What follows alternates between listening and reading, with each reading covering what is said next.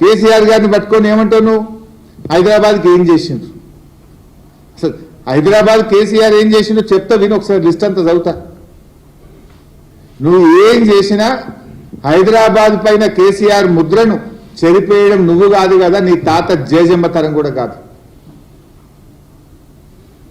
అసలు నీ ఇంట్లో కిటికీలకెళ్ళి చూస్తే కనబడే తీగల వంతెన ఎవరు కట్టిండ్రు? నీ ఇంట్లో కిటికీలకెళ్ళి చూస్తే కనబడే తీగల వంతెన కట్టింది కేసీఆర్ కాదా? రోజు పొద్దున నీ ఇంటికి పోయేటప్పుడు ఎడమ చేయన కనబడే టీ హబ్ కానీ నువ్వు పోతున్న స్టీల్ బ్రిడ్జ్ కేసీఆర్ గారు కట్టింది కాదా? ఎవరు కట్టిండ్రు? అసలు ఏమనంటే ప్రగతి భవన్ అంటాడు. మరి నువ్వెందుకు కడుతున్నావు నాయన? ఆ ప్రగతి భవన్లో ఇప్పుడు ఉంటుంది నీ డిప్యూటీ సీఎమే కదా. ఈయన గారు ఇప్పుడు ఎంసీహెచ్ఆర్డీలో 100 కోట్ల రూపాయలతో క్యాంప్ ఆఫీస్ కడుతుండు. నీకు అసలు మాట్లాడే హక్కు ఉందా? నువ్వు ఎందుకు 100 కోట్ల రూపాయలతో ఎంసీహెచ్ఆర్డీలో క్యాంప్ ఆఫీస్ కడుతున్నావు? అసలు అది స్టార్ట్ చేసింది 30 కోట్లు, అంచనాలు 3 అంతలు పెరిగి ఇప్పుడు 100 దాటుతుంది.